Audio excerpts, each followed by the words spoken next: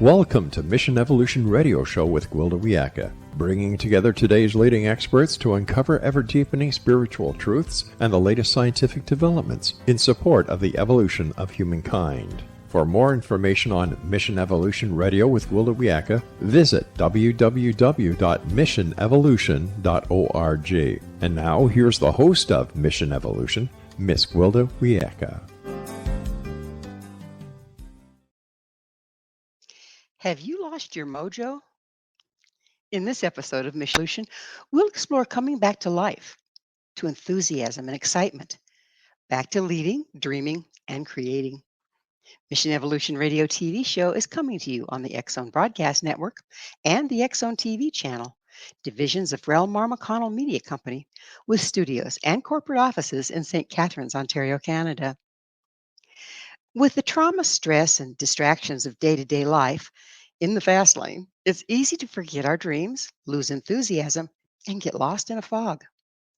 With us this hour to hopefully offer up tools to regain our mojo and reclaim our lives is Susan Ford Collins. Susan is the author of Blur, Clear the Way Ahead, Even in the Worst of Times. As a young researcher at the National Institute of Health, Susan asked, what more could we learn if we studied highly successful people, not just ill and dysfunctional ones?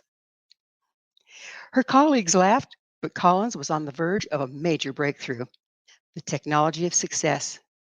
Susan has joined us today to share what she found. Her website, technologyofsuccess.com. Susan, thanks so much for joining us on Mission Evolution. I'm excited. I am too. This is a wonderful topic. I think that the last years have kind of wrung a lot of us out, so we need some tools to kind of get back in our own games, I think. So, Susan, would you mind sharing with me or with us what was your educational background? I was trained as a research psychologist, and I went to work at NIH hoping that I would find out what made people healthy and successful, but I didn't. It's taken me all these years since and following highly successful people from all around the world to really find out the answer to that. So that's what I'd like to share. Well, we're going to be anxious to hear that answer because I think we're all ready for some good mojo coming our way. So what did you do at the National Institute of Health? I was a researcher, and I backed up David Rosenthal, who was doing research, and I thought that they were studying healthy people because it was the National Institutes of Health. But what I found was they were studying ill and dysfunctional people. And I knew that was not the way that I could find what made people successful. So being the brazen upstart that I was, I stood up in one of our weekly conferences. This is after months of waking up in the middle of the night disturbed by this idea. And I said, I think we're on the wrong track. We need to be studying highly successful people, not just ill and dysfunctional ones.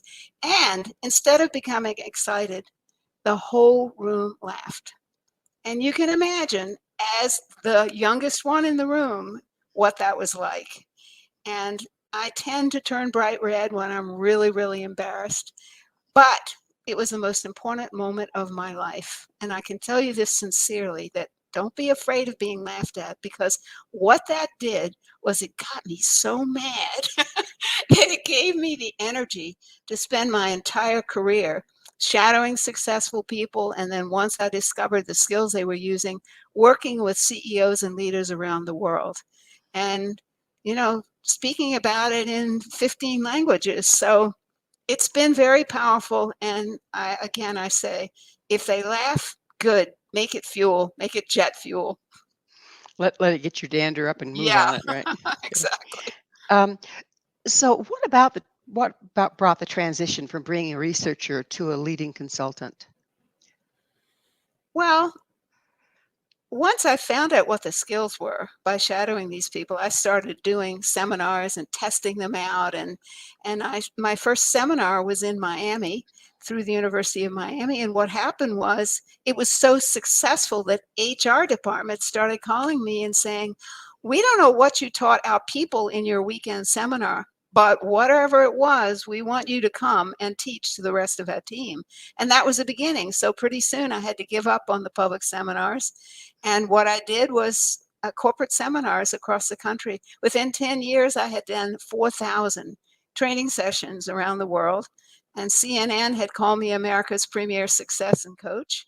And I had started writing books about success. So, So Susan, you mentioned a state of blur, and you have yes. some personal experience with this. Oh, very personal. Would you please let us know what the state of blur is and give us a little background on it? Yes.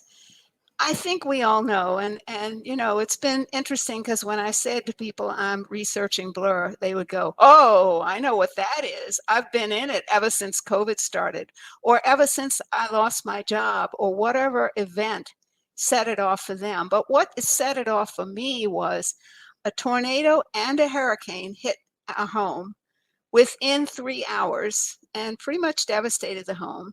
A month later, my husband was diagnosed with stage 4 colon cancer. And a month after that, my sister was diagnosed with tonsil and thyroid cancer in very advanced stage.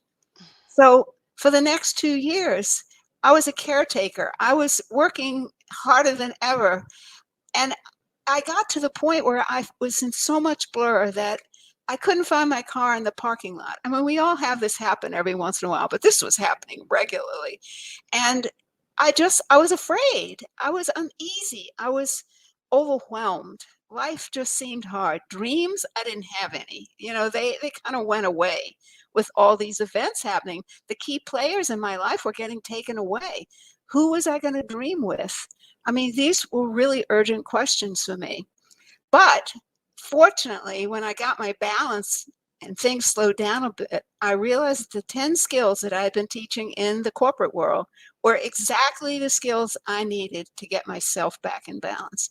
And so I became my own client. Would you mind telling us the symptoms of what we're calling the blur here? Yeah, the symptoms are low energy, um, confusion, disorientation, disconnection, feeling like you're alone. Um, Dreams just seem to go away, and you don't have any energy to create new ones.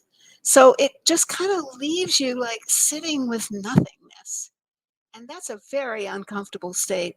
And I found that COVID did this to millions of people around the world. And this is why it's so important for me to talk about blur right now, because when our jobs went away, when this unknown virus attacked and we didn't know how it was transmitted, when we didn't know how to protect our people in our organizations, when our kids weren't in school and they were home hanging on, I don't have anybody to play with. You know, I did so many training sessions with on Zoom with parents whose kids were, Daddy, I It know was they, it was they it didn't care. was It was the CEO of a major company. It was, Daddy, I need a snack. Or, I don't have yeah, anybody to play with. it was really a hard time, Oh, particularly for our children. Um, really hard. yeah, Really so hard. and we've certainly been impacted by that. But are there other things that can impact us with the blur outside of just surviving COVID? Yes, anything that is extraordinary or any series of extraordinary events. So it doesn't seem to happen with one thing. It seems to be multiple things. You get banged harder. Remember, I told you the tornado and the hurricane, then Albert's diagnosis, then my sister's diagnosis, then 2 years of caretaking, then 33 rounds of chemo, then a clinical trial that failed. You know, all of those things, they just kept bombarding me. I could not get my balance. I didn't feel like me. I didn't know this person. I Does a didn't like certain him amount much either. does a certain amount of adrenal fatigue and Yes. being in fight or flight constantly play in here? Yes, it absolutely does. And, you know, we tend to lose focus on what we're eating. We tend to not make the time to exercise. And COVID made it worse because we couldn't even connect with our friends. We couldn't even go to Sunday night dinners and do the things that kind of nurture us. So it was the perfect storm of one thing after another and it happening to everybody at the same time. Do you Very difficult. Do you think that it's contagious in a way that when a whole bunch of people in the same community start to blur out, everybody does?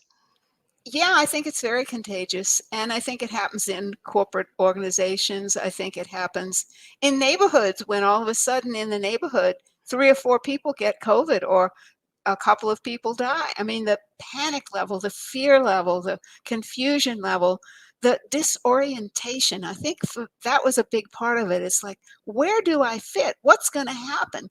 What happened to my dreams? Because remember, I'd been married for 18 years. All of my dreams were associated with Albert.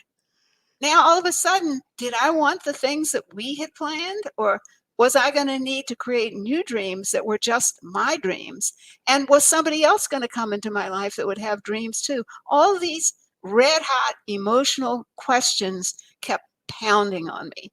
And keep in mind, it took 2 years to reconstruct my home Mm. and get the On insurance top of money. all that, oh my goodness. Yes, So we started talking about children too. Does yes, given the circumstances that we're all attempting to emerge from, yes. and continuing circumstances, quite frankly, do children suffer the blur, and how can you tell if they are? Absolutely, absolutely. They're whiny, they're crying, they're clinging, they want you all the time. As I said, the CEO of a major company's son was like, you know, hanging on him. He just, daddy, but daddy. Hmm. They're afraid because the world as they've known it and the parents as they have known them are not there. So do the children? Do you think that they're getting it from the anxiety their parents are experiencing? Because some of them are too young to really put together what the Yes, world I think. events mean. Yes, so if that's what you mean by contagious, I agree with you. It's contagious. I think that if we start talking about it with people and we feel their emotion, yes, we're going to feel it too. I mean, we're all connected, We're not separate. We're not islands. We're merged, and especially people we love. We're so interconnected. And our thoughts and our dreams are interconnected. You can't pull those things apart. So when a chunk of your life goes away, it leaves you muddled. It leaves a giant gap in your Yes. field, doesn't it? Yes. Well, it's time for a station break. Okay. Susan and I will return very shortly, so don't you go away. You're watching Mission Evolution, www.missionevolution.org. Are you just burnt out, or is it the dreaded blur? With us this hour is the author of Blur, Clear the Way Ahead, Even in the Worst of Times, Susan Ford Collins. Susan, what's the difference between blur and burnout?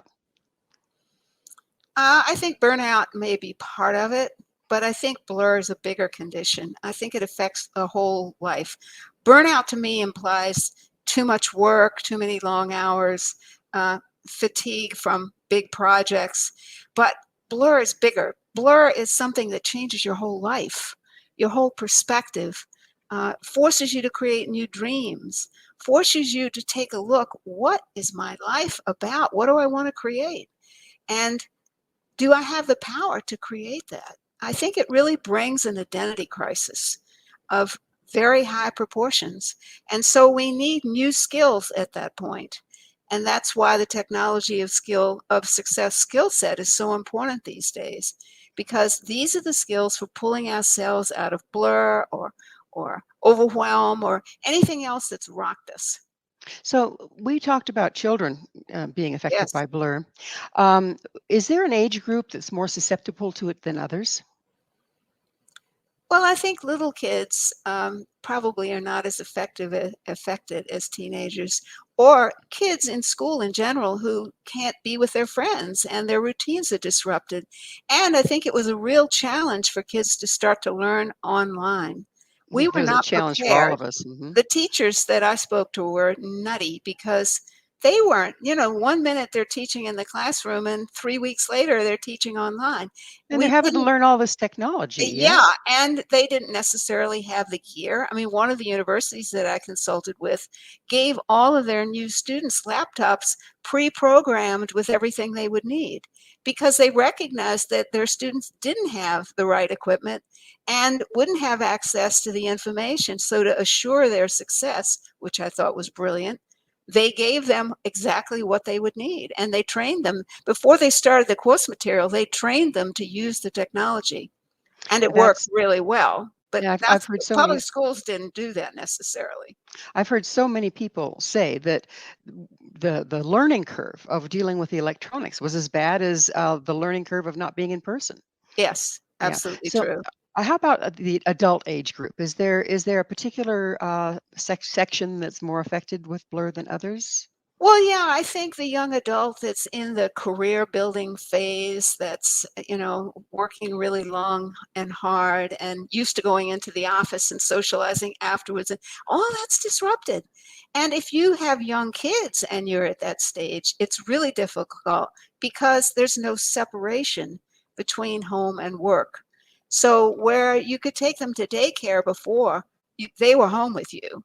And I think that really impacted. I talked to a lot of young parents who were really just tearing their hair out because, they didn't know how to be. It was existential. Do you, you've worked with psychology and Yes, therapy and that sort of thing. Do you think that we kind of have collective PTSD from that? yes, I do. I think that's a very good way to describe it. Yes, We're living in times that are going to be in history, right?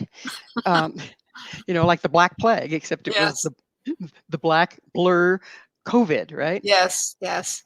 So how do we start moving out of that? Because we can't let it define our lives, can we? We can, but we shouldn't. I mean, I know people who are still in blur and they just aren't willing to take the steps to get out of it. Um, but the steps are pretty easy when you commit to getting out of it, when you finally say, I have had enough. I'm going to do what it takes to get out of this state, to find a new me, a new life, and create new dreams. And that's really what it takes, creating a new you and a new set of dreams. Does gratitude fit in here? Because it seems like it's kind of hard to pull yourself up by the bootstraps if everything looks down and dismal and you're very depressed. Yes. Well, I look at gratitude in a very specific way. I talk about success filing. It's the first success skill. And what I saw was that highly successful people took time each day to acknowledge themselves for the successes they were having. Not the big, huge successes, but the little tiny ones that strung together created the big ones. And I also saw that top CEOs and top managers took time each day to acknowledge their team. And why that's important is if we're stuck in needing other confidence, then we are at the effect of what other people think. And when other people weren't around, that really left us in a dilemma. So to build self-confidence, confidence in yourself, you have to spend a few minutes every day noticing for yourself what you've done that day that's moved you in the direction that you want to go. So success It's finding is really the first skill that will help you move out of blur. so self-confidence is an interesting topic. I'm glad we're on it. Um, isn't there a stage in children growing to adulthood when they're supposed to quit looking to their parents for that validation and develop it themselves? And what's been happening there? Well, you're completely right, supposed to.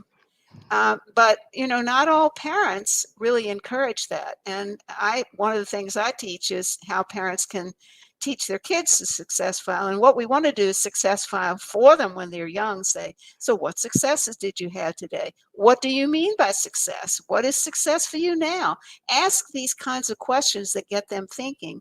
But then as they can do it, step back and let them success file for themselves at dinner. Let them tell us what their successes were that day. See, it's starting to build that independence and turning them in the direction of self-confidence. The So is that danger is right? being other confident. So is that are you suggesting that we ask and not tell? Yes, yes. Now, on bad days when they can't think of a darn thing that they think is successful, it's very important to say, hey, I noticed that you did this or you did that. And so it's fine to add. But if they become dependent on you, then what happens when you're not there?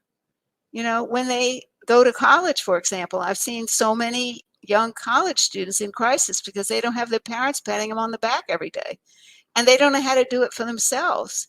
So learning to success file as an individual, as a teenager, as a college student, and even young kids. I taught this in nursery schools. People told me that it couldn't be done, but I went to nursery schools and I taught it, and I said, success has 3 essential parts. Success is completion, which means finishing things and acknowledging them. And success is deletion. It's deciding, hey, this isn't working and I've got to let go of it. And it's creation. It's knowing when you've got a good idea, like that day at NIH with me, and having the guts and the stamina to stick with it and build a team and bring it into reality. So knowing those 3 parts of success was important. But let me tell you the key, the really interesting part is the teachers all said to me, Susan, that's too complicated. My students are never going to get that. And I said, let's just wait and see. So pretty soon we were doing success filing before they got on the bus in the afternoons. And one of the nursery school students said, I have a success to put in the file today. It's a deletion success, she said. My father took the training wheels off my bike and I wrote it all by myself. Wow. And the teacher looked at me and she went, oh my goodness, they're smarter than I thought. They are so much more capable than we give them credit for, aren't they? Yes. So how about the person, many of us, who our parents were too busy? They just continued to tell. They fell in a rut with parenting, like so many of us can, and we never made that transition. How can we make it for ourselves now in adulthood? Well, that's why I'm teaching success filing all over the world, because that's the case for a lot of people. They had critical parents. They had parents who never acknowledged anything, maybe never even talked. And so they didn't learn it at the appropriate time. But if you want to get out of blur and you want to create the life you want, see, because if you don't know how to success file, what happens is you keep having to please people and do what they want and earn their bonuses and promotions. But what happens to you is you don't have time for your dreams. It And sounds like they you're living somebody else's at that point. constantly, so there's no fulfillment, there's no satisfaction. The things that you are uniquely here to contribute never get contributed. And not only that, but your kids feel cheated too, because they don't get the time from you and the love from you that they want because you're too busy. So it takes a determined but easy step, learning how to success file and committing to do it every day. And as I said, that's how I started getting out of it, because I kept telling myself I was too busy to do it, but I was too busy not to do it. Do you think that this step is the first step to get us to a point where we can start to see through the fog enough to have a dream? Yes, it definitely is. We can't dream if we don't have confidence, because we've been trained, early on to do what other people wanted us to do. And we were rewarded for doing it. And the business world rewards us for doing that too. So it really takes this, I would say, giant step, but it's a simple step in the direction of being self-oriented, self-confident. And the world really doesn't press us to do this. But I noticed when I studied creators, people who started businesses and invented things, that they were really good at success filing, and they did it every day.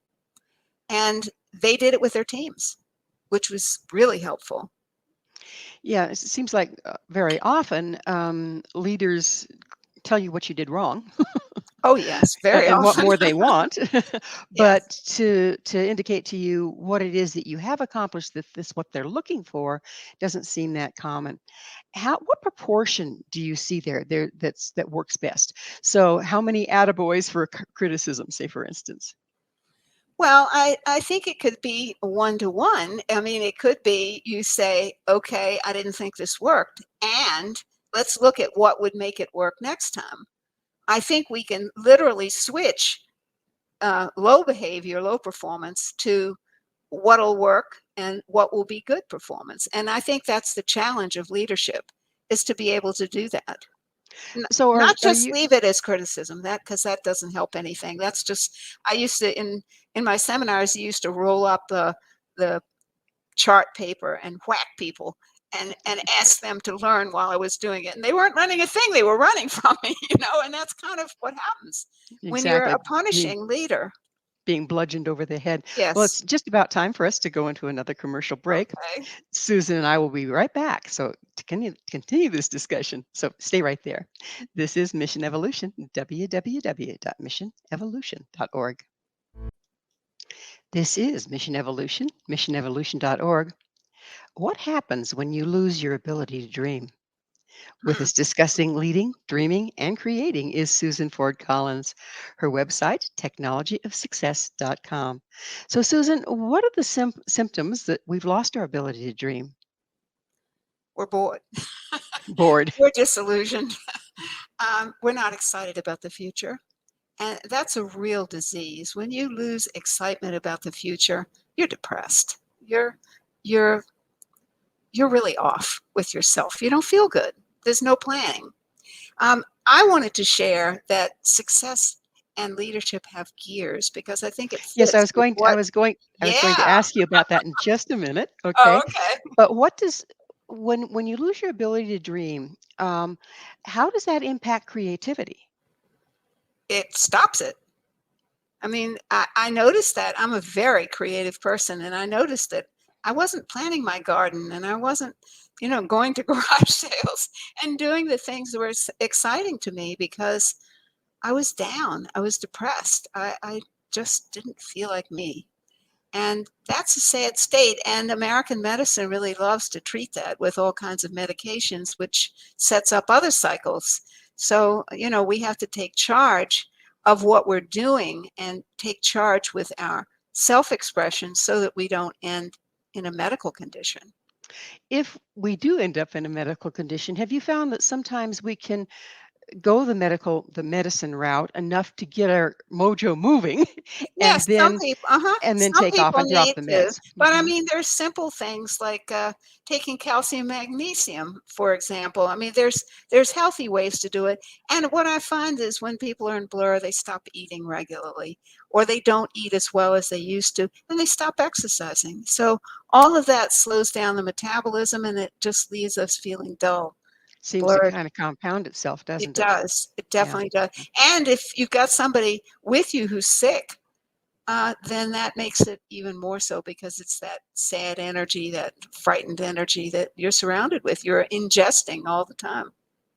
And aren't you relying or are you relying on only your energy to keep the mojo working in the relationship? Probably. I mean, when Albert was really, really ill, he didn't have any interest in conversation. Mhm, He kept saying, there isn't anything I want to say because mhm. I'm scared and I'm shut down and I don't want to answer your question. And no, I don't want to think about end of life decisions. I'm going to leave that all up to you. But that was a burden. I needed to have those conversations and he couldn't. I mean, I don't know whether he physically couldn't, but I know psychologically he couldn't. And he didn't. He didn't. Yeah, it's a difficult thing to go through. Yeah. So now is that magic moment. What are the 10 excuse me, the 3 gears? Isn't it 3 Ah, gears now? yes, the 3 Yes, gear. the 3 gears. Yeah, What are the because 3 this gears? fits in with a lot of the good questions that you've asked already, so my brain was, like, rushing ahead. There's 3 gears of success and 3 corresponding gears of leadership. The gears have to mesh. So when we're in the first gear of success, we need a leader who tells us what to do, tells us right and wrong, good and bad, shouldn't, have to, must, always and never, sets limits, and prevents us from getting injured. Um, but that can't be a permanent condition. Well, it At sounds like parent-child stuff. it is. It's early childhood or it's training programs in the corporate world when you're brand new at something. First gear is really important. It's starting. It's getting a good start. It's learning the basics. It's learning to become effective and to do things safely. And you really need a leader who's that hands-on, stand behind you leader at that point. It was like when you learn to use a computer. You wanted somebody standing there telling you what to do step by step by step. You were great with me when I was learning yesterday. So that's fine, but then there comes a point where you know enough that you don't want that leader standing behind you all the time. And you need your leader to give you the freedom to shift into the second gear of success. And the second gear of success is familiar to all of us because the key words are more, better, faster, cheaper. It's the model of business that we live in. It's the So is pressure that of performance. is that kind of like when you start building your subroutines so that you can take the raw material that you got in step 1 and then start organizing it for expediency in step 2? Well, Gear yeah, 2? because your expediency is absolutely dead on. What happens when you're in the second gear and you don't have somebody standing over you is you start to eliminate some of the first gear rules and limits that you learned and you were taught and you were reinforced for. And in order to become effective and efficient, you have to stop doing certain things. Otherwise, you can't pick up your speed and your performance. You can't become more efficient. So it's about having leaders now who give assignments, who tell us when they're due and what the parameters of the assignments are, what the rewards will be and the bonuses are, so we're motivated. And those leaders need to stay nearby, not behind us, but available by email or text, so that when we have a question or we get into a jam, we can call on them to help us. So second gear leaders need to be available, but not always there, and not pushing their old limits on you over and over. But then there comes a moment, and I use my example of me at NIH, where we have an idea that we can do something better than the way it's been done before.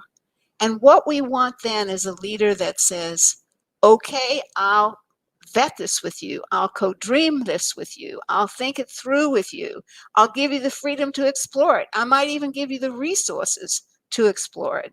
And that becomes very important. And you know what? If as a leader you don't do it, your best people leave your organization. They take the knowledge base that you've given them and they become competitors. They start their own businesses or they go to competitors. And so it's a huge loss. It's a brain drain that happens when leaders don't shift into the third gear of success. So with these 3 gears, do they also work internally? Can you steward yourself through each one of these by being both the student and the teacher? You can as adults. I don't think you could do it very well as a child, but yes, you can. I think when I've explained this in organizations, and remember I did 4,000 training programs, people right away would go, oh, I'm in first or I'm in second. And then they stop and say, what do I need when I'm in first gear? What is needed of me? And then that would clarify the situation so that they didn't feel as shaky as they would if they didn't understand that. And CEOs told me this was the most valuable piece of information they'd ever gotten. It made sense out of trainers and training programs. It made sense of leadership and how leadership progresses. So with these 3 gears, um, see how I can word this. I- it's like you might be in gear 1 on one project, but could you then also be in gear 2 or gear 3 in different projects? So do you have to be willing to go back to gear 1 and forward Yes, to gear 3 and yes, yes. And we get resistant as adults because we don't want to be told what to do. We don't want to do it right and wrong and good and bad anymore. We had a dose of that as children. Or as you said, we have parents who've been trying to operate our lives that way forever. And so it's hard because we resist going into first gear. And I also noticed that a lot of times people resist asking questions because they don't want to look ignorant. But I want to remind you that ignorance simply means not knowing yet. If you don't ask the question, that's the only dumb question because you won't get the knowledge you need to be able to solve the problem or move ahead in that particular area. does that have to do with self-confidence? Well, that's why we started with the first skill being self-confidence building. Absolutely, it does. Because you're going to have leaders that don't get it, and you're going to it's going to really reside in you to say, what gear am I in? What do I need? And if you're not getting it from your leader, see if you can find it someplace else. Go on to the internet. Go listen to a show like yours. There are so many sources of information now that it's not like we go to the Encyclopedias Britannica anymore. There are online resources that are really important. So let's talk a little bit about the dreaming phase. Yes. Our dreams tend to get squashed by ourselves before they ever get out into the public, by with what I call the yabbits. Yeah, but Yes. I can't really do that. Yeah, but how can we get beyond sabotaging ourselves so that we can vet them? Well, and again, it goes back to the first skill, confidence. I could have quit that day when they laughed at me. Most people would. And when I tell my story, CEOs say, oh my goodness, we've done that to a lot of people in our organization. We've laughed when they came up with a perfectly good idea, which we should have responded to. And there's a story that I love about the El Cortez Hotel in California.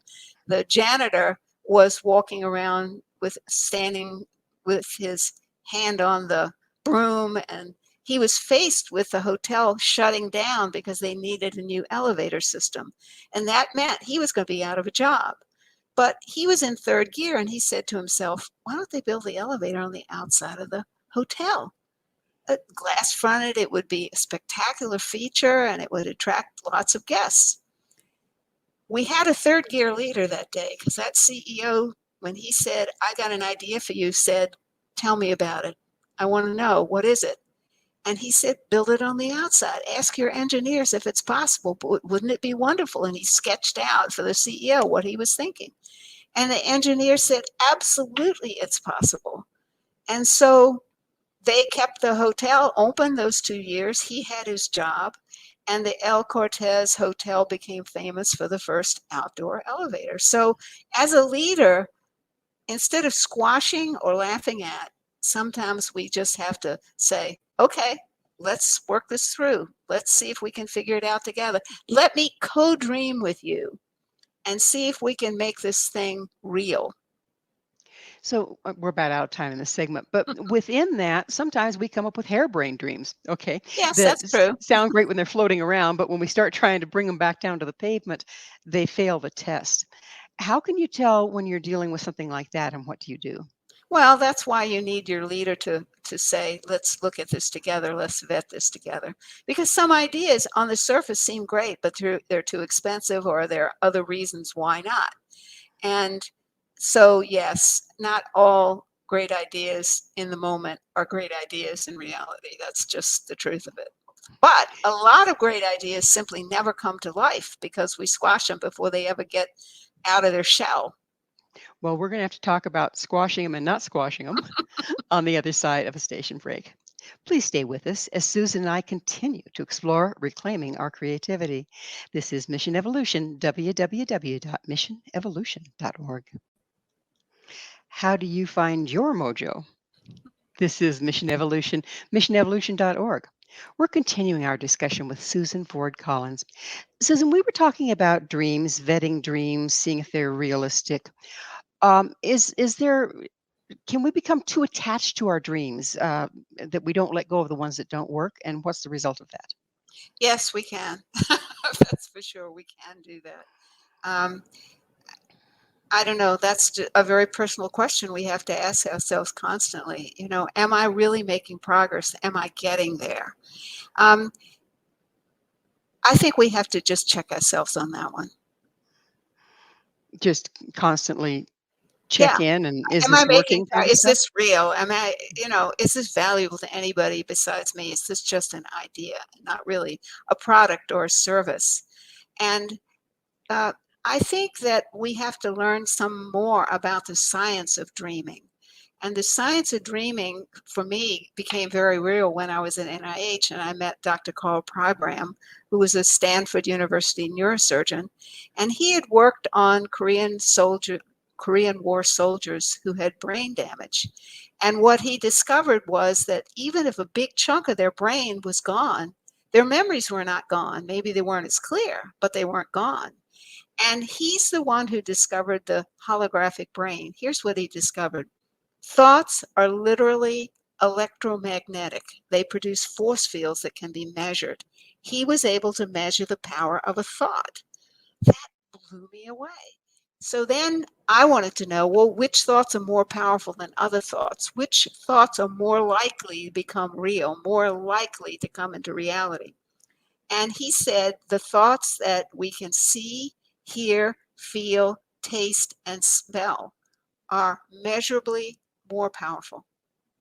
And the PR industry understands this intuitively. They may not know Dr. Carl Program, but what they know is to put in jingles and bright colors and to repeat their ads over and over and over, because then our behavior is affected the next time we buy toothpaste or shampoo, and our brain just sees that product on the shelf and we go to reach for it. So the science of dreaming is very real and very scientifically provable. It's not no, it's actual, it's factual. So So you're saying we're going to be more effective if we very carefully build it in our imagination to yes, be as realistic as possible? yes.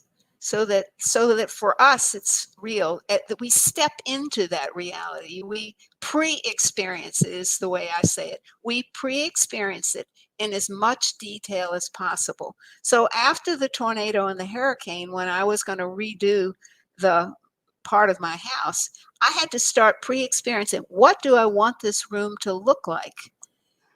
Or what do I want my yard to look like? Because everything had been bulldozed and taken away. And I would get up every morning at 4. I'm not somebody who stays up late. I'm somebody who gets up early. And I literally visualized the room and the outdoor space that I wanted. And then when the contractors came and said, well, what do you want, ma'am? I knew, and I was able to tell them. And I got what I wanted. But if we are careless about that step, then we will get what other people want, because especially contractors and salespeople have very detailed ideas about what we should want and what they make the most money on. So if we don't know what we want, we'll probably get what somebody else wants or what makes somebody more money. So the challenge is for us to pull ourselves up by the bootstraps and start dreaming again, and to do it in multi-sensory detail. Pre-live it, gather your closest people around you and say, this is what I'm thinking, this is what I have in mind. So create co-dreamers, and they're important because on a bad day when everything goes to pot, you can call one of them up and say, what was it I was dreaming about? What step have I taken? And, is this real? Am I making progress on this? So co-dreamers are very usually the ones who can give us that check on whether it's working or not, or we've gone over the deep end. So with co-dreamers, are we engaging the concept of group intention, group power? Yes, we are definitely doing that. And I see it as we're linking our creative minds with other people's creative minds. And that's a very powerful process.